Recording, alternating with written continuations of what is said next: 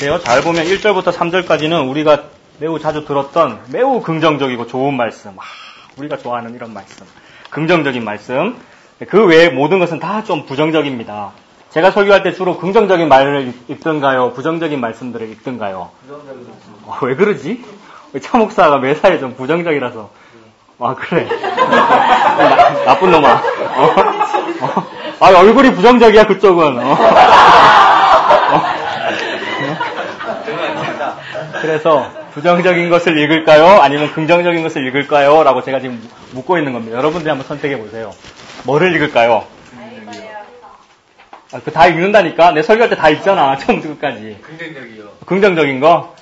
그래, 이제 긍정적인 거 읽자. 이러면은 내가 뭐라 그러냐면, 이 매사에 맹목적으로 긍정적인 사람아. 이제 이렇게 할 거고. 또 부정적인 선택하면 또 뭐라 그러겠어요, 제가? 그렇지. 그러니까 매사에 우리는 뭐라고? 매사에 TULIP 중에서 매사에 뭐예요? 난 무조건 이 얘기밖에 안 합니다, 저는. T. 우리가 다 그렇구나. 오늘 너무나 좋은 예식인 성찬식을 했습니다만, 성찬식 다 하셨습니까? 네. 11시 예배도 안 드리고, 성찬식도 안 하고 그런 사람도 있지요. 성찬식 얼마나 좋아요. 예수님의 살과 피를 먹으라는 거 아닙니까? 예수님이 베들레헴 파리바게뜨에서 태어나신 빵이잖아요, 그죠? 베들레헴이 파리바게뜨라는 뜻이잖아요, 그죠? 예수님이 먹을 거로 태어났단 말이에요, 이 땅에. 그래서 먹을 거로 태어났다는 그 상징이 뭐로 드러납니까? 예? 예수님이 먹을 거라는 것, 그 상징이 뭐로 드러나요? 탄생. 말구유잖아요. 말 밥그릇에 태어나는 거 아니야. 개, 돼지 같은 우리들. 먹으라고 우리 밥그릇에 태어났다는 거 아닙니까? 그거를 이제 매주일 기억하라고. 사실 매주일 하는 거거든요. 성찬식이. 근데 이상하게 그런 어떤 규칙을 정해놓으면, 제도화 해놓으면, 그 제도의 본래 뜻은 자꾸만 이렇게 퇴색되는 것 같고, 이상한 의미를 자꾸 거기다 부여하는 것 같아요. 그래서 오늘날 우리가 하고 있는 성찬식은 왠지 장례식 분위기인 것 같아요. 그렇지 않아요? 검은색 가운 입어야 돼요. 더운데, 오늘 더운데. 그리고 떨려, 앞에서 이거 받으려면, 이거 나눠주려면, 왠지 또 좀 장례식 같고. 음악도 장례식 음악 이렇게 연주하잖아요, 일부러. 거룩함을 좀 자아내려고 우리가 그렇게 합니다만, 그 상태에서 이제 또 먹는 시간 아니에요. 먹는 시간은 사실 그 의미를 기억하며 동시에 즐거운 거거든요. 밥을 먹는다 이런 의미거든요. 근데 꼭 이게 목에 걸려. 안 그렇구나. 포도즙 이거 너무 달여가지고 사대 걸린다고. 그래서 이제 그 마이크 들고 계신 목사님도 기침할 때가 많으시고 또 이게 성도들도 기침할 때가 많은데 오늘 제가 예수님 피 세례를 받았습니다. 중3층에 올라갔는데 어떤 남자분한테 드렸는데 딱 드시더니 걸려가지고 뿜으셨어. 내한테 옆에 이렇게. 포도즙이 예수님 피를 상징하는 거잖아요. 피 뿌림을 받았다, 이쪽에 이렇게. 아무튼 제가 지금 무슨 얘기하고 있는 거냐면 이제 원래 그 의식의 본래 의미는 자꾸 시간이 지날수록 퇴색되면서 많이 하지도 않으면서 말이에요. 사실은 매주 해야 되는 건데.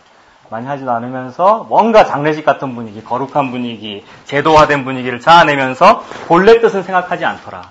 본래 뜻은 우리가 개돼지다. 이 버러지 같은 돌청아, 버러지 같은 차목사야. 이렇게 말씀하시면서 네가 먹고 살아야 될 것은 이 세상의 복이 아니야. 예수 그리스도가 네 생명수고 네 만나야. 먹어라 라고 주시는 그런 의미이지요. 말씀도 마찬가지이지요. 말씀의 그 본뜻을 생각하지 않고 사람들이 자기 마음대로 말씀들을 사용하더라. 그래서 어디를 읽어도 사실 마찬가지입니다. 긍정적인 거 읽어도 좀 문제가 있을 수 있고 부정적인 거 읽어도 문제가 있을 수 있고. 자, 어차피 다 읽을 거라고 했으니까 그러면 우리 낭독은 하지 않고 제가 그냥 바로 읽도록 하겠습니다. 6장 1절부터 여러분 한번 보시면, 자, 우리가 잘 아는 말씀이라고 했습니다. 1절부터 3절까지 매우 많이 들었던 말씀이죠. 제가 한번 읽어볼게요. 오라, 우리가 여호와께로 돌아가자. 여호와께서 우리를 찢으셨으나 도로 낫게 하실 것이요 우리를 치셨으나 싸매어 주실 것입니다. 여호와께서 이틀 후에 우리를 살리시며 셋째 날에 우리를 일으키시리니 우리가 그의 앞에서 살리라. 그러므로 우리가 여호와를 알자. 힘써 여호와를 알자. 그의 나타나심은 새벽빛같이 어김없나니 비와 같이 땅을 적시는 늦은 비와 같이 우리에게 임하시리라 하니라. 자, 아멘이지요. 좋은 말씀이고 너무나도 자주 인용되는 말씀이고, 여호와를 알자, 힘써 여호와를 알자, 이런 말씀 아주 우리가 좋아하는 말씀이잖아요. 그런데 그 6장 1절 바로 앞에 제목이 붙어 있지요. 제목이 뭐라고 붙어 있습니까? 뭔가 좀 뭔가 어둠의 그림자가 싹 드리우면서 왠지 민수의 피부 같은 느낌이 딱 들면서 제목 자체가 부정적이야. 내용은 긍정적이고 굉장히 좋은 얘기였는데 제목이 백성들의 불성실한 회개. 너무나도 좋은 문장입니다만 이런 문장도 백성들이 어떤 식으로 사용하느냐 하면 입에 발린 회개의 문장으로 사용하더라는 거예요. 무슨 예식문 있잖아요. 국기에 대한 경례하는 그런 문장을 한 50년 동안 계속 매일 아침마다 했어. 그럼 한 50년이 지나가면은 문장은 다 외웠고 머릿속에 있고 막 입에 줄줄 나오는데 본뜻은 퇴색되어 버리고 그저 의뢰의 그냥 하는 그런 말들. 우리 예배 전에 항상 뭐 하고 시작합니까? 사도신경. 우리는 왜 사도신경을 눈 뜨고 하자고 그랬죠? 좀 정신 차리고 하자 이 뜻이죠. 눈 감고 몽롱하게 무슨 주문 외우듯이 하지 말고 눈 뜨고 좀 봐라. 예수의 피를 느끼며 하나님 아버지의 이 마음을 느끼면서 좀 읽자. 이런 뜻으로 우리 눈 뜨고 하자고 그랬던 거였죠. 그런 의미입니다. 그런 것이 없고 그냥 의식적으로 저절로 의뢰히 그냥 말이 나오더라는 거예요. 유대인들이 의뢰히 하나님 앞에서 쓰던 의식적인 문장이 1절, 2절, 3절 요거였다는 겁니다. 백성들의 타성에 젖은 회개. 이런 식으로 말하는 거죠. 6장 1절 보면 와라. 지금 선지자가 자꾸 회개하라 그러네. 호세아 선지자가 맨날 회개하라 그러고 차목사 맨날 부정적인 얘기는 하고 있고 회개하라는 얘기구나. 그래 다 모이라. 돌청 회개하자. 라는 식으로 곧따위로 하더라는 거예요. 하나님 앞에서 진심으로 하지 않고 오라 우리가 여호와께로 돌아가자. 오라니까 그래 가자 돌아가자. 여호와께서 우리를 찢으셨대. 그동안은 안 찢는다고 내가 들었는데 말이야. 그동안은 30배, 60배, 100배의 결실을 맺게 해주는 게 기독교다. 이렇게 들었는데 아니라네. 차목사 설교를 들으니까 하나님은 우리를 찢는 거래. 찢으신다네. 찢으시는데 도로 낫게 하신대. 우리에게 십자가를 주시는데 그게 복이래. 그래 알았다. 라고 하면서 하나님을 그렇게 대하는 거예요. 우리를 찢으셨으나 도로 낫게 하실 것이요. 우리를 치셨으나 싸매어 주실 것입니다. 여호와께서 이틀 후에 우리를 살리시며 셋째 날에 우리를 일으키시리니 지금은 첫째 날이니까 고생하자 그래. 십자가 지는 게 맞다네. 고생할란다. 이런 식으로 마음을 가지더라는 거예요. 이틀 후에 우리를 살리시며 셋째 날에 우리를 일으키시리니 우리가 그의 앞에서 살리라. 그러므로 우리가 여호와를 알자. 힘써 여호와를 알자. 여호와를 알아라고 누가 얘기하고 있었죠? 선지자가 얘기하고 있었죠. 먼저 여호와를 안 사람이 선지자 아니에요. 먼저 안 사람이 어떤 때는 막 책망하면서 어떤 때는 막 부탁하면서 제발 좀 여호와를 아세요. 그런 말을 들어주는 척. 그래 여호와를 알게 그래. 여호와를 알아야 되는 거네. 선지자가 되어야 되는 거네. 라고 하면서 여호와를 알자. 힘써 여호와를 알자라고 입에 발린 소리를 하더라는 겁니다. 그의 나타나심은 새벽빛같이 어김없나니 비와 같이 땅을 적시는 늦은 비와 같이 우리에게 임하시리라 하니라. 실제로 그렇거든요. 그의 나타나심은 빛과 같이 어김없고 어둠이 지나가면 아침이 오고 새벽이 지나가고 아침 해가 뜨듯이 우리 하나님 반드시 온다. 그거는 경험적으로 아는 거죠, 백성들이. 그래서 지금은 좀 어려워도 하나님 회복시키실 것이네 라는 것을 은혜로 받지 않고 당연한 것으로 하나님 그래 새벽이 오듯이 하나님이 다시 오지. 지금은 가물었지만 언젠가 비가 오듯이 하나님 그렇게 하시는 분이지 라고 말이나 따나 그렇게 하더라는 겁니다. 그래서 사도신경도 우리가 그렇게 쓸 수 있는 거 아니에요? 사도신경이 너무 좋은 문장입니다만 그것을 잘못 쓰는 사람은 잘못 쓰는 거죠. 예배 때마다 아무 의미 없이 그냥 중얼중얼 하듯이 지금 이 사람들도 마찬가지입니다. 그러나 동시에 그 사도신경의 그 구절들, 문장들이 그러면 틀린 겁니까, 여러분? 우리가 좋아하지 말아야 될 그런 문장입니까? 그렇지 않잖아요. 동시에 있는 거죠. 6장 1, 2, 3절도 그런 부정적인 의미도 들어있지만 동시에 하나님도 실제로 이렇게 마음이 이러신 거잖아요. 제발 좀 모여라라는 말이고 오라, 여호와께로 가까이 오라라는 마음이 하나님께 있으신 것이고 제발 좀 여호와를 알아라, 힘써 여호와를 알아라. 여호와는 반드시 너에게 나타나신다. 지금은 숨어 계신 것 같지만 진실로 여호와는 스스로 숨어 계시는 분이다라고 했으니 숨어 계시는 것 같지만 반드시 나타나신다. 새벽빛같이 나타나신다. 비와 같이 땅을 적시는 늦은 비와 같이 우리에게 임하신다. 하나님의 마음도 그렇죠. 진실로 예수님을 믿는 사람은 타성에 젖지 말고요. 우리가 어쩔 수 없잖아요. 목사도 마찬가지고 성도도 마찬가지라고 했죠. 시간이 지나면 지날수록 타성에 젖게 될 텐데 그러지 말고 자꾸 돌이켜서 본래 의미가 뭘까? 본래 의미가 뭘까? 내가 하나님 앞에 교만하게 이런 구절을 사용할 수 있는가? 아니구나. 겸손하게 이런 구절을 사용하는 그런 우리가 됐으면 좋겠습니다. 하나님이 실제로 비와 같이 땅을 적시는 늦은 비와 같이 우리에게 임하시고 그런 은혜를 주시지요. 이스라엘은 원래 이스라엘 백성들은 애굽 땅에 있을 때 자기 부동산이 없었다 그랬잖아요. 자기 땅이 없이 탈출하여 나와서 값도 내지 않고 부동산을 공짜로 받은 이야기잖아요. 공짜로 받은 부동산을 이스라엘 사람들이 쓰는 말로 두 글자로 뭐라 그런다 그랬습니까? 예수라고 합니다. 공짜로 받은 땅, 그거를 이스라엘 사람들이 쓰는 말로 두 글자로 하면 예수가 된다고요. 그런 의미로 하나님께서 구원을 주시는 거라고요. 땅을 주셨습니다. 자기 땅을 받아서. 얼마 전까지 노예였던 사람들이 자기 땅을 받아가지고 그 개간하고 농사 짓는 거예요. 근데 이스라엘 나라 그 땅은 농사가 잘 지어지는 땅이겠습니까? 아니겠습니까? 가만히 생각을 해보면은, 애굽에서 400년 종살이 할 때는 봤다고, 이제 애굽 사람들이 농사 짓는 것을 옆에서 봤다고. 보면은 농사가 참 잘 돼. 애굽 땅은 농사가 잘 돼. 왜 잘 될까요? 전 세계 4대 문명 중에 하나잖아. 문명은 항상 뭐와 함께 있는 거고, 강과 함께 있는 거고. 거기 무슨 강이 있어요, 그 동네? 나일강 있네. 이집트 나일강 맞죠? 그 나일강이 있기 때문에 이집트 사람들은 나일강 믿고 사는 거예요. 신을 믿을 필요가 없어. 나일강이 신이야. 나일강만 잘 믿으면, 그리고 관계 수로를 막 만들어가지고, 예수님은 필요 없고 예수가 아닌 관계 수로를 막 만드는 게 그게 스스로 판 웅덩이잖아요. 인과율로 열심히 살면 너무나 멋진 대국을 건설할 수 있다고요. 애굽에서는. 근데 하나님은 그게 아니라는 거야. 땅 자체도 공짜로 주셨고요. 공짜로 받은, 제비뽑기하여 받은 부동산 아닙니까? 게다가 솔직히 농사도 잘 안 되죠. 척박한 땅인데, 가나안 땅은.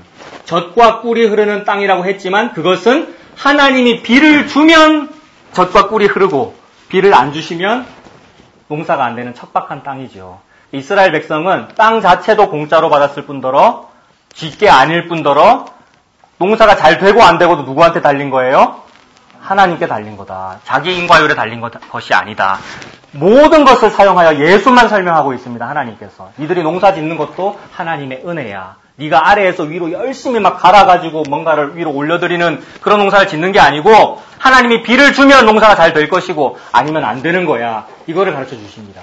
그래서 이스라엘 나라에는 건기와 우기가 나뉘는데 건기가 6개월이고 우기가 6개월이더라고요. 그래서 우기 6개월 동안 내도록 비가 오는가 이렇게 생각했는데 그게 아니고 가을쯤에 우기가 시작되더라고요. 그래가지고 다음 해 이제 초봄쯤에 우기가 끝나더라고. 근데 우기 시작될 때 비가 한번 오고 그 비가 3절에 있는 중간에 있는 어김없나니 비와 같이 할 때고 앞에 있는 그 비입니다. 이걸 보고 이른 비. 성경에 보면 뭐 이른 비도 있고 늦은 비도 있잖아요. 네. 그 가을 시작될 때, 즉 우기가 시작될 때 내리는 그 비를 이른 비라고 하고 그다음에 우기 동안 비가 안 와 이제 비가 오는 게 아니고 다음 그 비, 그 이제 봄에 올 그 비가 오면 이제 우기가 끝나는 거예요. 그리고 나중에 오는 그 비를 늦은 비라고 하더라고요. 이스라엘 사람들이 기다리는 비는 요 두 개밖에 없는 거예요. 요게 잘 오면 농사 잘 되겠구나. 올해 풍년이 들겠구나 하고 요게 안 오면 농사 안 되는 겁니다. 이 비를 주시는 분은 하나님이시고 하나님이 비를 주셔야 농사가 되는구나를 이것 통해서도 느낄 수가 있는 겁니다. 이른 비와 늦은 비, 하나님께서 이른 비가 되시고 하나님 늦은 비가 되시지요. 그래서 이 문장을 겸손하게 사용하는 사람은 이제 그걸 느낄 수가 있겠죠.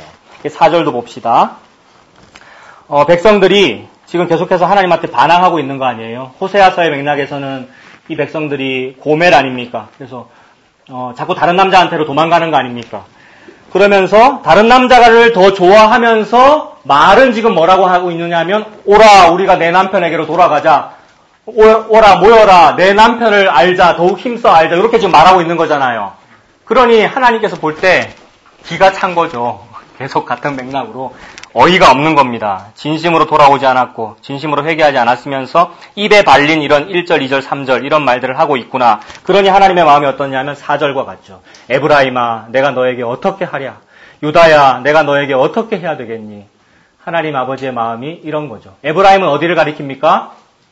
북쪽이죠. 유다는 어디입니까? 남쪽. 남쪽이나 북쪽이나 똑같은 이놈들아. 서로 지들이 잘났다 그러고 우리나라도 비슷하지 않습니까? 서로 자기가 맞다 그러고. 그런데 하나님께서 볼 때는 똑같은 놈들아. 내가 너희한테 어떻게 해야 좀 회개를 하겠니? 너희의 인애가 아침 구름이나 쉬 없어지는 이슬 같도다. 하나님께서 원하시는 건 인애 아닙니까? 인애라는 것은 인자하고 사랑이 있는 것. 누구에 대해서 좀 인자하고 누구에 대해서 좀 사랑이 있어야 되느냐 하면 남편에게 그래야 되는 거죠. 남편에게. 다른 남자한테 자꾸 친절하고 사랑을 베풀고 이러면 안 되고 자기 남편한테 좀 인자하고 자기 남편한테 사랑을 베풀어야 되는데 그렇지가 않더라는 거예요. 호세아서의 맥락이 그거죠. 이 고멜의 우리 이스라엘 백성의 남편이 누구입니까? 하나님인 거잖아요. 하나님께서 볼 때 지금 안타까운 거예요. 내가 너한테 어떻게 해야 되겠니? 너의 인애가 아침 구름처럼 그냥 흩어져 없어져 버린다. 쉬 없어지는 이슬 같도다. 다른 남자한테는 씩 묻고 말이야. 자꾸 잘해주면서 다른 신한테는 잘해주면서 나 여호와에게는 그런 것이 없구나. 그런 마음인 거죠. 그래서 5절 그러므로 내가 선지자들로 그들을 치고 내 입의 말로 그들을 죽였노니 내 심판은 비처럼 나오느니라. 하나님께서 선지자를 보내되 부지런히 보냈지요. 얼마나 많이 선지자를 보내고. 지금도 하나님이 이 호세아 선지자 보내가지고 이 말하고 있는 거잖아요. 너희들 남편은 예수님이고 너희들 남편은 하나님인데 또 다른 남자 좋아하고 있구나.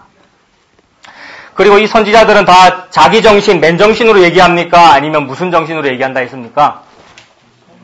선지자들 무슨 정신으로 얘기합니까? 예수님 정신으로 얘기합니다. 아직 태어나지도 않은 예수님이 영으로 선지자에게 임하여 예수가 말하고 있는 거예요. 선지자가 말을 한다는 것은. 그런데 예수님이 말을 하고 있는데 선지자의 입에서 예수님 아닌 다른 이야기가 나오면 어떤 거겠어요, 그게? 어떤 거기는 그냥 이상한 거지. 선지자가 말을 한다, 목사가 말을 한다라는 것은 예수님이 말을 하는 것이어야 하죠. 그래서 목사의 말은 시 얘기했잖아요. 시로 말하면 목사의 말은 뭐라 그랬어요? 종소리. 목사는 종도 아니고 선지자들은 종도 아니고 종을 치는 사람도 아니고 그냥 소리다. 그렇게 되기가 참 힘듭니다. 저도 참 힘들고요. 어떻게 해야 좀 예수님의 말만 할까? 그래서 막 훈련 기간이 힘들고요. 그리고 앞자리에 서서 얘기하는 것이 힘들고 그래서 단두대다 그런 말씀도 드렸고요. 그리고 많은 목사님들께서도 그런 일에 실패할 때가 많이 있지요. 사람들 앞에 서면 사람들이 좋아하는 말을 하고 싶거든요. 대중이 좋아하는 말을 하고 싶잖아요. 사탕발림을 얘기하고 싶고. 그래야 인기도 좋아질 것이고 그래야 뭔가 이 조직이 유지가 잘 될 것 같고 발전할 것 같단 말이에요. 근데 하나님의 뜻은 그게 아니더라. 선지자들을 보냈다라는 말은 예수님을 보냈다는 말입니다. 예수의 말을 하는 겁니다. 선지자들이 한 말이 내 입의 말이겠죠. 5절 중간에 있는 내 입의 말. 예수님의 그 말은 사람을 죽이는 말입니다. 내 입의 말로 그들을 죽였노니. 예수님이 가서 말을 하면 사람이 막 죽어요. 그런데 죽는 그것이 사는 거더라. 십자가가 임한 그것이 하나님을 알게 된 것이더라. 그러므로 우리를 죽인 게 우리를 살린 거였습니다. 관련 있는 구절을 한번 찾아보겠습니다. 자, 981페이지 한번 보세요. 이사야서 11장.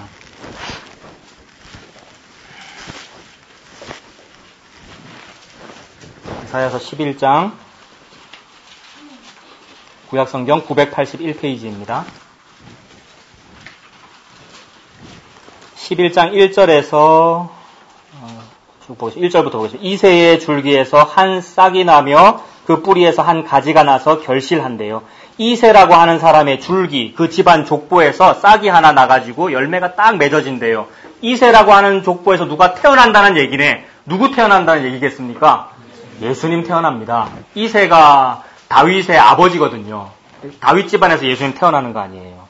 그리고 마태복음에 누가 낳고 하는 그 족보 이야기 알지요? 그 누구 태어난다는 얘기입니까? 예수님 태어난다는 얘기입니다. 그러므로 모든 성경책은 누구에 대해서 얘기를 하고 있는 겁니까? 예수님에 대해서 얘기하고 있는 겁니다. 11장 1절에 있는 이 얘기도 예수님이 이렇게 태어난다라는 말이죠. 그러므로 11장 2절 그의 위에라고 하는데 그는 예수님이죠. 예수님 위에 그 위에 여호와의 영이 있습니다. 곧 지혜와 총명의 영이고 모략과 재능의 영이고 지식과 여호와를 경외하는 영이 강림하시니. 그러므로 진짜로 하나님을 믿는 단 한 명의 사람은 예수님밖에 없는 거예요. 이렇게 믿어야 진짜로 하나님 믿는 건데 이렇게 믿는 사람이 없단 말이야. 제사장도 이게 안 되고 선지자도 이게 안 되고 목사도 이게 안 되고 성도도 이게 안 되고. 그러니 모든 사람은 다 T다라는 것을 자꾸 인정하는 겁니다. 모든 성경구절 읽을 때마다. 내가 정말 T구나. 우리 목사님도 T구나. 나도 그렇구나. 부흥 강사도 T구나. 모든 사람이 다 그렇구나. 참 어떤 때는 잘 되는 것 같은데 어떤 때는 참 안 될 수밖에 없는 것이 우리 인류구나. 어떤 때는 건강하기도 하고 어떤 때는 몸이 아프기도 하고 어떤 때는 믿음이 참 좋기도 하고 어떤 때는 너무 교리를 잘하기도 하고 어떤 때는 못하기도 하는구나. 그게 우리구나 라는 것을 자꾸 인정하는 겁니다. 그게 인정하면 인정할수록 예수님이 내 마음에 높여져요. 예수님은 안 그렇네? 라는 마음이 들어서. 나는 이렇고 우리는 이런데 예수님은 너무 완전하시고 너무 오르시고 예수님만이 하나님의 공의구나. 오늘 찬양했잖아요. 예수 하나님의 공의. 그게 자꾸 느껴지는 겁니다. 3절도 마찬가지요. 예수님이 여호와를 경외함으로 즐거움을 삼을 것이며 그의 눈에 보이는 대로 심판하지 아니하며 그의 귀에 들리는 대로 판단하지 아니하며 공의로 가난한 자를 심판하며 정직으로 세상에 겸손한 자를 판단할 것이며 그의 입의 막대기로 세상을 치고 입술의 기운으로 악인을 어떻게 한다고요? 죽입니다. 하나님의 입의 기운, 즉 예수 그리스도의 입에서 말해진 것으로 세상을 심판하고 천국에 보낼 자를 천국에 보내고 지옥 보낼 자를 지옥에 보냅니다. 예수님의 입이 말해진 것, 예수님이 하나님 아닙니까? 그러니 예수님이 갓입니다. 갓께서 스펠한 거, 스펠링 한 거. 갓 스펠, 그게 뭡니까? 갓스펠. 갓스펠이 뭐예요? 복음 아니에요, 복음? 갓스펠이 복음 아니에요. 옛날 영어, 고어 영어에 보면은 갓스펠 스펠링이 G-O-D-S-P-E-L 이렇게 되어 있더라고요. 원래 어원은 그런 거죠. 하나님의 입에서 나온 게 복음입니다. 하나님의 입에서 나온 거 뭐 있어? 네 시작은 미약하였으나 네 나중은 심히 창대하리라. 요거 복음이네? 맞아요? 아니지요. 그건 성경책에 적혀 있으나 수아 사람 빌닷이 한 말이란 말이야. 정신이 몽롱한 상태에서 지가 맞는 줄 알고 욥을 괴롭히니라고 한 말이란 말이에요. 그 다음에 30배, 60배, 100배의 결실을 맺는다. 이런 말씀도 하나님께서 하신 말씀이긴 하나 성도들이 사용할 때 다른 방법으로 사용하잖아. 나의 사업이 30배, 60배, 100배로 번창하기를 바랍니다. 이런 것으로 사용하면 그건 갓 스펠이겠어요? 아니겠어요? 아니란 말이에요. 복음은 오직 예수님을 말하는 데만 쓰이는 게 복음이란 말입니다. 그래서 그걸 보고 복음이라 그러고 가스펠이라 그러고 그러는 거 아니에요? 예수님의 말이다. 그게 곧 예수님의 입술의 기운이다. 입에서 스펠링 된 거. 하나님의 입에서 스펠링 된 거. 그게 입의 막대기입니다. 다시 또 유사한 구절 1023페이지 보세요. 또 이사야서네요. 이건 지난번에 한번 봤습니다. 이사야서 45장.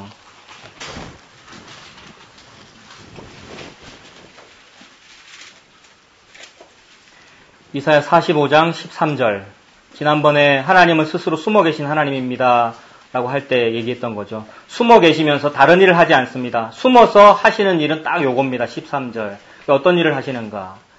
내가 공의로 그를 일으킨다네요. 그가 누구겠습니까? 예수님입니다. 하나님이 예수님을 일으킵니다. 내가 공의로 예수를 일으킨지라 그의 모든 길을 곧게 하리니 그가 나의 뭐를 건축해요? 성읍을 건축합니다. 성전을 건축하고 하나님께서 무언가를 건축하는 겁니다. 사람이 하나님을 위하여 무언가를 건축해 드리는 게 아니고요. 예수 그리스도께서 곧 교회입니다. 예수님이 교회의 머리이지요. 우리를 그 귀한 교회의 지체로 사용해 주시면 감지덕지한 거죠. 예수님이 교회의 머리가 되시고 우리를 지체라고 부르시니 감지덕지한 거라고요. 너무 고맙습니다. 그분이 하나님을 위하여 성읍을 건축합니다. 사로잡힌 내 백성 누굽니까? 우리들입니다. 티에 사로잡혔단 말이에요. 목사나 선지자나 제사장이나 성도나 다 뭐에 사로잡혔다고요? 티에 사로잡혔잖아요. 전적 무능력, 전적 타락, 어찌할 수 없는 안됨, 네거티브에 우리가 사로잡혀 있는 거 아니에요. 그런데 이 사로잡힌 내 백성을 하나님 마음대로 말이야. 내 마음대로 안 하고 내 마음대로 할 것 같으면 내가 열심히 하면 나를 구원하셔야 될 텐데 그게 아니더라는 거예요. 하나님 마음대로 구원한다. 그것이 곧 값이나 갚음이 없이 놓는 것 맞습니까? 값이나 갚음이 없이 놓는다. 우리의 헌금을 많이 받으시고 내가 너를 천국에 보낼게. 이게 아니잖아요. 그러니 값이나 갚음이 없이 우리를 놓는다. 사로잡힌 자기 백성을 값이나 갚음이 없이 놓으시는 요 일을 이스라엘 사람들이 쓰는 말로 두 글자로 뭐라고 하면 되겠습니까? 예수라고 하면 되지요. 이거 거의 세뇌교육 수준인데. 이런 걸 예수님이라고 합니다. 아까 그 땅도 부동산도 공짜로 주어졌다는 이런 의미잖아요. 같은 의미란 말이에요. 값이나 갚음이 없이 공짜로 주어진 하나님의 은혜. 그걸 예수님이라고 합니다. 그러니 내 사업 잘 되는 거, 내가 취직 잘 되는 거, 내가 이 땅에서 무언가 잘 되는 것을 자꾸 하나님의 복이에요. 이러지 말고요. 그것도 고마워해야 되죠. 당연히. 그거는 어떤 의미에서 고마워하는 거냐 하면 제가 지금 숨 쉴 수 있어서 감사해요라는 이런 의미에서 모든 것이 고마운 거 아니에요. 그런 차원에서 감사하는 것이고 진짜로 하나님 앞에 고마운 건 예수님을 나한테 주는 거. 십자가를 통해서 예수님을 나한테 주는 거. 하나님 이게 너무 고맙습니다. 그런 마음을 가지십시오. 하나님께서는 요 말만 하고 있습니다. 그래서 그 뒤에 13절 어떻게 마치고 있어요? 만군의 여호와의 말이니라. 여호와의 말이니라. 갓 스펠 맞습니까? 네, 갓스펠의 내용은 요겁니다. 공짜로 십자가로 인하여 예수 그리스도가 나에게 주어진 것. 이것이 곧 복음입니다. 다시 호세아서로 돌아가 봅시다. 자, 그래서 호세아서 6장 5절은 요 말 하라고 선지자를 보냈고요. 그래서 선지자들로 그들을 쳤고요. 요 말이 곧 내 입의 말이죠. 내 입의 말로 그들을 죽였노니 내 심판은 비처럼 나오느니라. 너희들 조금 전에 입에 발린 말 1절, 2절, 3절 사용하면서 비처럼 나온다고 니들끼리 그렇게 말했지? 그래, 알았어. 비처럼 나온다. 이렇게 말하는 거죠. 3절에도 빛과 같이 나타난다 말이 있었습니까? 3절에도 있잖아요. 나는 빛과 같이 반드시 나타난다. 숨어 있는데 말이야. 나타날 거다. 나타납니다. 어김없이 하나님께서. 내 심판이 비처럼 나오느니라. 6절에 보면 나는 인애를 원하고 제사를 원하지 아니하며 번제보다 하나님을 아는 것을 원하노라. 진짜로 하나님을 이걸 원해요. 아까 백성들이 그저 형식적으로 여호와를 알자라고 이렇게 말을 했는데 진짜로 하나님이 그걸 원한다고요. 제발 여호와를 좀 알아라. 네가 알고 있는 그 세상 복을 바라던 그거는 여호와를 아는 게 아니었어. 석가모니라고 하는 신을 아는 사람도 그거 아는데 그런 니들이 크리스찬들이 그걸 하고 있으면 여호와를 아는 게 아니었어. 제발 좀 진심으로 나는 너희들이 여호와를 알기를 바란다. 어떻게 아는 게 여호와를 아는 거죠? 누구 믿는 게 여호와를 아는 거겠어요? 예수님 믿는 거. 예수님 믿는 거. 세상에 예수님이 나를 위해서 십자가를 지셨네요. 이것이 나의 행복의 전부네요. 이것 때문에 하나님 살아갈 힘을 얻습니다. 이렇게 아는 것. 이게 여호와를 아는 것이죠. 이런 마음이 생기면 그 예수님에 대하여 그 예수님인 하나님에 대하여 인애가 생길 수밖에 없습니다. 어떤 경우에는 인애가 안 생기느냐 하면 내가 지금 초등학생인데 비가 와 갑자기 우산이 없어. 근데 우리 엄마가 우산 들고 나타났단 말이에요. 초등학교 건물 앞에. 근데 그 엄마는 어떤 모습이에요?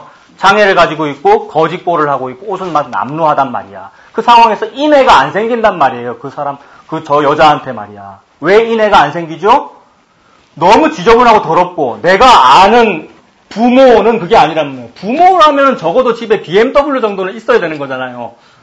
아이가 부모라면 적어도 나를 군대에 면제시켜주고 이 정도는 돼야 그게 그런 마음이란 말이에요. 이 땅에서 우리가 가지고 싶은 거는. 게다가 성령이 이번 주 군대 가나 하나님의 아들이기 때문에 군대를 간다지. 막 가서 십자가 지고 그럴 거야. 게다가 옆에 주변에 있던 다른 애들이 막 손가락질 하잖아요. 야, 저게 니네 엄마가 혹시 이렇게 얘기하면 뭐라고 말하고 싶겠어요? 우리 엄마 아닌데 나 모르는 여잔데? 라고 하면서 학교 뒷문으로 해서 이제 집에 간다는 거지. 하나님에 대하여 그런 마음이 들더라. 하나님에 대하여 그런 마음이 들더라. 그런데 이제 그게 예수님인 걸 알면 말이에요. 그 모든 일을 통하여 하나님이 하시는 유일한 일은 내가 원하는 그 BMW를 주는 일을 하고 계시지 않고 그 누추함과 남루함과 그 십자가와 세상의 손가락질을 통하여 나 구원하는 그 일, 치에 사로잡힌 나를 값이나 값없이 구원하는 요 일을 하고 계시네를 알면 자랑스럽게 막 다른 사람이 보는데도 엄마! 이러면서 앉는다고요. 우산 들고 와줘서 고마워. 친구들한테 우리 엄마야. 이러면 이제 친구들이 괜히 머쓱해가지고 이렇게 되는 거, 요게 인애입니다. 그 사람에게 인애를 베푼 게 되잖아요. 그리고 요런 예수님을 아는 요 사랑에 의하여 이웃에게도 보게 됩니다. 이웃에게도.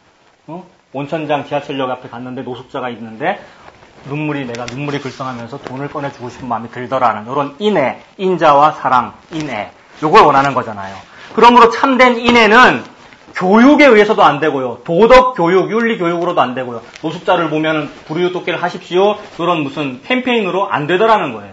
참된 인애는 회개로만 됩니다. 회개. 예수님에 대해서 회개. 예수님이 그런 상태로 있는데 내가 그 더럽다고 BMW 아니라고 내가 싫어했네? 라는 요 마음. 그게 회개이지요. 그래서 이 하나님은 인애를 원하고 제사를 원하지 않는다. 번제보다 하나님 아는 것을 원한다. 이런 문장을 딱 읽을 때 우리가 이거 어디선가 봤는데 막 이런 마음이 좀 들어야 되는 거예요. 언제 우리가 이런 거 언제 봤지? 다윗왕하고 관련이 있지 않습니까? 시편 51편 이런 데 보면 이제 나단 선지자가 다윗왕한테 가가지고 네가 그 사람이다 이렇게 죄를 지적했잖아요. 그때 막 다윗이 막 펑펑 울고 그러잖아요. 그 부분. 자, 이것도 전에 봤으니까 여러분들 보면 또 다 생각이 날 겁니다. 시편 51편. 839페이지.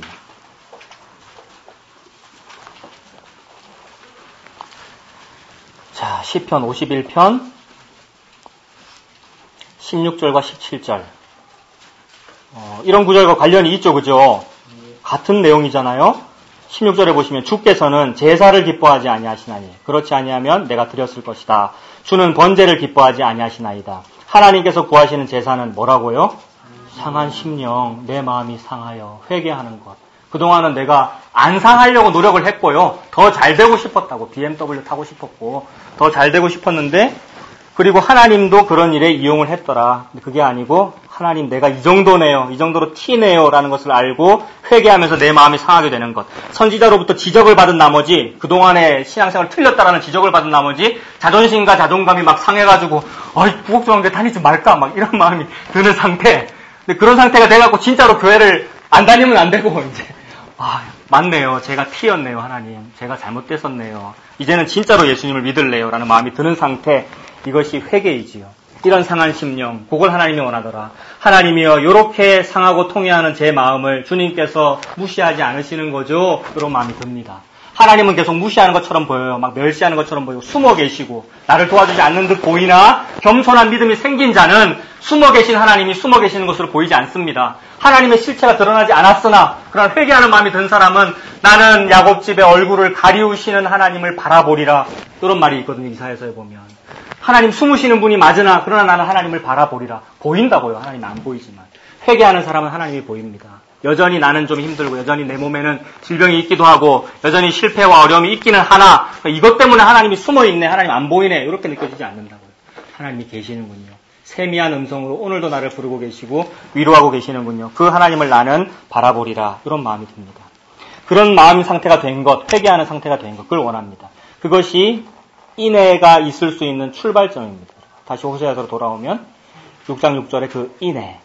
그런 인애, 그런 회개를 원하는데 그거는 하지 않고 백성들은 주로 뭐를 해요? 6장 6절에 있는 제사를 해요. 제사를. 자꾸 형식을 잘 갖추고 예복 잘 갖추고 시스템 잘 갖추어가지고 예배 잘 드리고 그게 더 좋더라는 거예요. 그리고 이 회개가 일어나지 않으면 자연적으로 그걸 더 잘하게 되지요. 당연히 눈에 보이는 거 더 먼저 하게 되고 물리적인 거 먼저 하지 않겠어요? 그래서 하나님은 제사를 원하지 않는다 이렇게 말씀하시고 번제보다 하나님을 아는 것을 내가 더 바란다 이렇게 말씀합니다. 7절입니다. 그들은 아담처럼 언약을 어기고 거기에서 나를 반역하였느니라. 오늘 제목을 아담처럼이라고 지어봤는데 정말 아담처럼이죠. 아담은 태초의 사람 아닙니까? 아담은 태초의 사람. 어떤 면에서 보면 1만 년이 되지 않았다 그러고요. 우리 인류의 역사가. 한 1만 년 전의 사람인 거예요. 또 진화론이나 이런 데 보면은 창조가 아니죠. 진화론에 보면은 언제라 그래요, 태초가. 모르지, 진화론은 몰라. 왜냐면은 수십억 년 아닙니까? 수십억 년? 아무튼 엄청난 그런 시간의 차이가 있는데 어떻게 생각하면 되냐면요. 아담과 나 사이에 시 공간의 차이가 없다고 보면 됩니다. 아담과 나 사이에 시간 차이가 없다고요. 그리고 공간의 차이도 없다고요. 아담이 살던 그 동네, 즉 내가 아담이다 이렇게 생각하면 된다고요. 내가 아담이다. 아담이 그때 선악과 깨물어 먹을 때 내가 같이 깨물어 먹었구나. 내가 아담이구나. 그렇게 되면 아담이 곧 나구나라는 것을 알면 그게 곧 T를 인정하는 거거든요. 제가 T입니다. 하나님. 제가 전적 타락입니다. 이거 인정하는 것인데 그렇게 되면 9시 뉴스에 범죄자가 나올 때 욕하고 앉아있지 않는다고요. 여러분 다 아는 이야기죠? 흉악한 범죄자가 나오면 저게 나네. 세상에. 우리 인류가 저렇네. 내가 저렇네. 라는 거죠. 오원춘 사건 같은 얼마나 막 잔인합니까? 사람을 죽이고 시체를 먹었다라는 이런 스토리잖아요. 근데 그게 나라고. 그 범죄자가. 나네요. 하나님. 아담처럼 언약을 어긴다. 차경민 너가 이렇다. 그런 얘기죠. 하나님 앞에 항상 그런 마음을 가지십시오. 그런 마음을 가지면 가질수록 내 안에 뭐가 소중해져요? 내가 너무나도 타락이다, 너무나 티다라는 것을 마음을 가지면 가질수록 내 안에 뭐가 소중해지느냐 하면 예수님만 소중해집니다. 유일하게 붙잡을 지푸라기는 요거밖에 없거든요. 예수님밖에. 이런 상태에서 석가모니를 붙잡으면 극락에 가겠어. 뭘 붙잡겠어요? 서울대 수석 합격하면 이게 해결되겠어. 뭐 하면 되겠어요? 아예 없잖아요. 우리가 T라는 상태를 인정한 상황에서는 아예 없다고. 희망이. 유일한 게 예수님밖에 없더라. 예수님만 소중해집니다. 그래서 우리가 아담처럼이다. 아담처럼 어기고 언약을 어기고 거기에서 나를 반역하였느니라. 아담의 반역은 선악과 먹은 것에서 시작했으나 그 반역이 계속 반역이 또 낳고 이렇게 되죠. 반역이 반역을 낳고 반역이 반역을 낳고. 그래서 아담이 어떻게 하느냐면 망발을 하죠. 내가 먹으려고 먹은 게 아니고요. 하나님 당신이 내한테 주셔서 나와 함께하게 한 여자 그가 먹으라 그래서 제가 먹었습니다. 책임을 누구한테 돌리고 있는 겁니까? 책임을 누구한테 돌린 거죠? 하와한테 돌린 겁니까? 하나님한테 돌린 겁니까? 이거 하나님한테 돌린 거죠. 세상에. 하와한테 돌리는 것처럼 말은 하고 있으나 하나님한테 책임을 전가하고 있는 것이고. 그리고 그런 차원에서 6장 1, 2, 3절도 인류가 그렇게 사용했다는 거잖아요. 1절, 2절, 3절 너무나 지당한 말, 응당 맞는 말인데 그걸 사용하면서 오라 우리가 여호와께로 돌아가자 그래 회개하자 그래 하나님께서 다시 나타나신다네 이런 식으로 하더라. 너무 우리는 아담이다. 정말 아담처럼입니다 우리가. 그래서 하나님께서 우리의 그런 면이 답답하신 거죠. 8절 봅시다. 8절에는 길르앗이라는 도시가 나오고 9절에는 세겜이라는 도시가 나오네요. 도시 하면 또 떠오르는 거 있습니까? 예루살렘이요? 그래. 에이티야. 자, 호세아서 할 때 우리 도시가 계속 나왔었잖아요. 그죠? 여러 도시들 가지고 사람들은 뭐 했었습니까? 그곳을 막 성지로 꾸미고, 그런 차원에서 예루살렘 얘기한 거예요? 배정인 형제? 와, 조금 기대했는데 아니라네. 아무튼 사람들은 성지를 막 잘 꾸미고, 거기서 돈벌이 하고 있는 거 아닙니까? 특히나 북이스라엘은 자신들의 성지를 잘 꾸며서 예배당을 잘 만들어 놨어요. 그 안에 하나님 신상을 잘 만들어 놨고. 그렇게 북이스라엘이 자꾸 예배당을 잘 꾸미고 종교시설을 최신 시설로 자꾸 바꾸는 이유는 뭐였습니까? 북이스라엘이 자기들의 도시를 꾸미고 예배당을 잘 짓고는 시설을 첨단화했다고요. 그렇게 한 이유는 뭐였을까요? 북이스라엘에 있는 성도들아, 요 교회가 맞는 교회야. 다른 교회로 가지 마. 요거였죠. 북쪽 여로보암의 목표는 남쪽 유다로 백성들이 남쪽으로 가는 건 뭐야? 지금 북한에서 자꾸 탈북하잖아요. 탈북하지 못하도록 하는 그 일을 하기 위하여 시설을 자꾸 좋게 만들었죠. 근데 하나님께서 볼 때 모든 성지들이 좋아지고 예배당 건물들이 좋아지는 것이 진심은 없고 말이야. 진짜로 하나님을 위해서 예배당을 좋게 만든 게 아니더라. 그런 못된 목표로 하고 있더라. 그것 때문에 지금 자꾸 도시들을 지적하고 있는 거 아니에요. 그동안 도시들 많이 나왔었죠? 생각이 납니까? 네, 그런 맥락에서 지금 8절에 있는 길르앗도 마찬가지고 9절에 있는 세겜도 마찬가지다. 제가 그 얘기를 지금 하고 싶어서 그런 겁니다. 자, 길르앗과 세겜이 나왔는데 특히나 이 길르앗과 세겜은 이스라엘에 있었던 여러 도피성들 중에서 하나입니다. 여러 도피성들. 길르앗도 도피성이었고 세겜도 도피성이었어요. 하나님의 법에 의하면 도피성이라는 것이 뭡니까? 우리들은 이 땅을 살면서 튀기 때문에 어쩔 수 없이 실수를 저지른다고요. 그래서 실수 중에서 좀 심각한 실수를 저지를 수도 있잖아요. 내가 뭘 잘못해가지고 옆 사람을 툭 쳤는데 그만 쓰러져서 부딪혀서 죽어버렸다. 근데 옛날에는 사람을 죽이면 반드시 어떻게 해야 돼? 눈을 상하게 하면 눈 뽑아야 되고 귀를 상하게 하면 귀 잘라야 되고 사람을 죽였어 실수로. 그럼 어떻게 해야 돼요? 죽여야죠. 그게 옛날의 법 아닙니까? 고대 사회의 법 아닙니까? 근데 하나님께서 볼 때 아니라는 거죠. 실수를 했는데. 너네들 어차피 다 티인데. 그 실수를 저지른 니도 티고, 그거를 재판하고 있는 재판장 니도 티고, 요게 하나님의 마음이잖아요. 그죠? 그러니, 그렇게 실수로 부지 중에 사람을 죽인 그 사람을 구원하기 위하여 도피성을 둔 거죠. 그러니까 요 사람은 그래 실수했으면은 빨리 도망가야 되는 거예요. 옛날에는 치안 제도도 제대로 없고, 누가 자기를 보호해주지도 못하고, 재판에 내가 이렇게, 재판해달라고 내가 얘기를 해도 돈 많은 사람이 조금 압력 넣으면 재판이 잘못될 수 있잖아요. 그러니 빨리 도망가야 됩니다. 이런 경우에는. 빨리 도망갈 수 있는 이스라엘 모든 지역에서 그 몇 시간 안인가? 아무튼 걸어서 도망자가 복수자의 칼을 피하여 걸어서 도망갈 수 있는 중요한 요지마다 도피성을 뒀대요. 그 도피성 중에 하나가 길르앗이고 세겜입니다. 도피성의 원래 의미는 이런 거죠. 하나님의 사랑이고 하나님의 은혜인데 백성들이 그것도 잘못 사용하더라. 자, 여러분 같으면 어떻게 잘못 사용할래요, 여러분?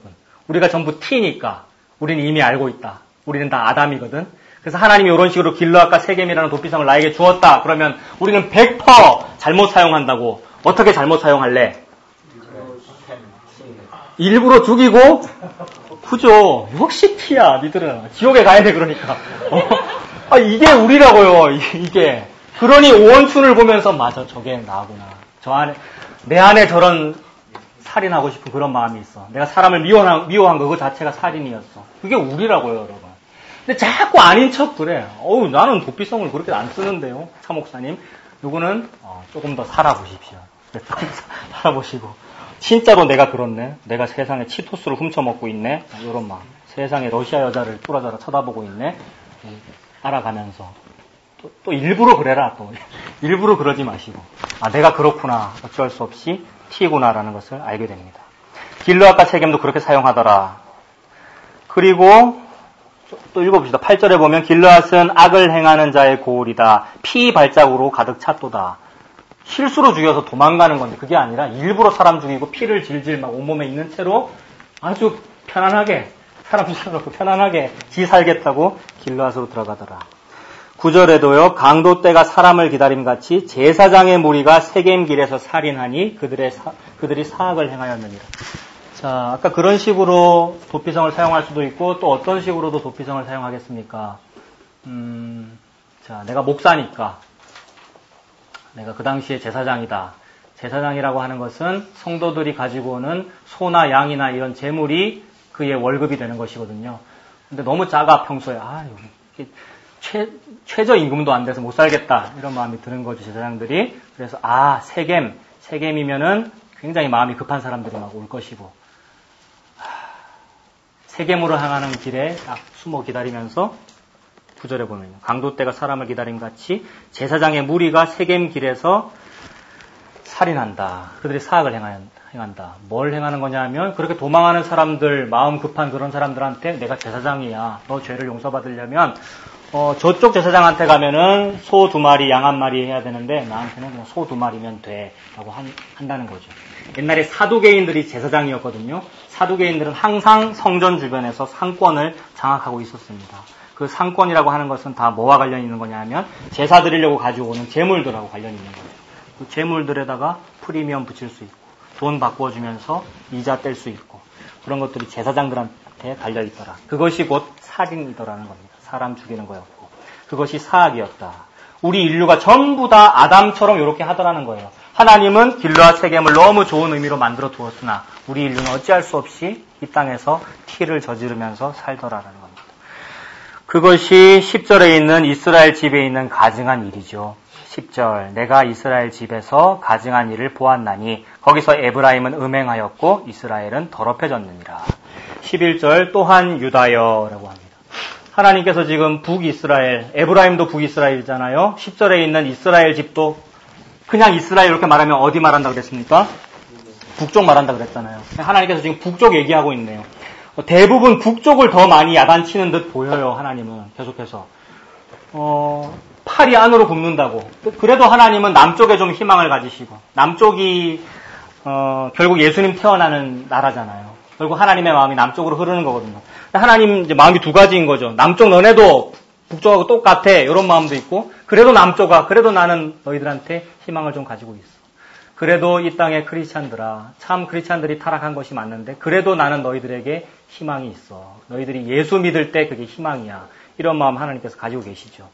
11절 또한 유다여 내가 내 백성의 사로잡힘을 돌이킬 때에 하나님께서 이 일을 포기하지 않으십니다. 하나님은 숨어 계시는데 숨어서 하시는 유일한 일, 내 백성을 돌이키시는 거예요.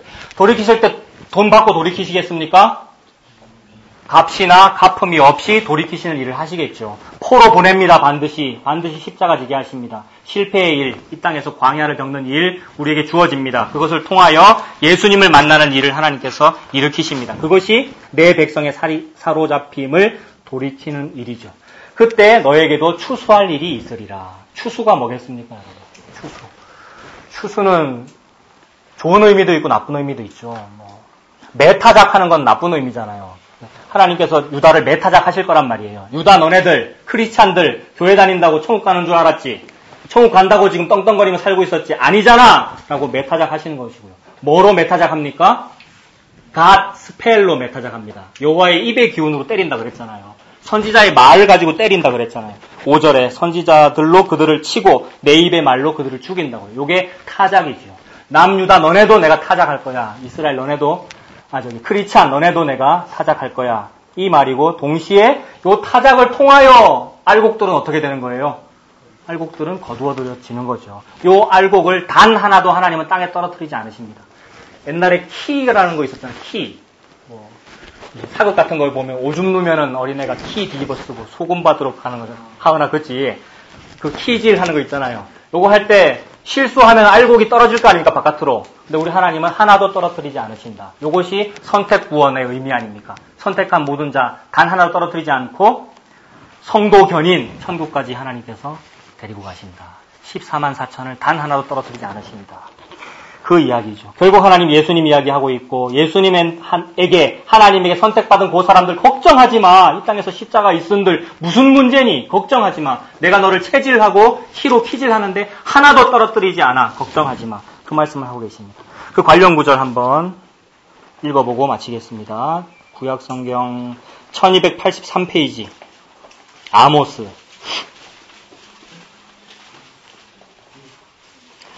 9장 8절과 9절 1283페이지입니다.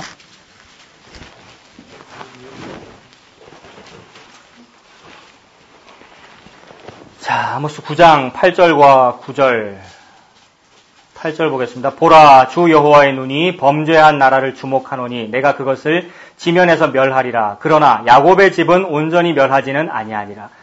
여호와의 말씀이니라. 요게 은혜이지요. 여호와의 말씀이니 갓 스펠이고요. 복음. 하나님께서 반드시 우리도 벌해야 합니다. 벌하고 막 체질하고 키질을 하시는데 그러나 야곱의 집이 온전히 다 멸망당하지 않으리라. 하나님께서 택하신 그 백성이 남습니다.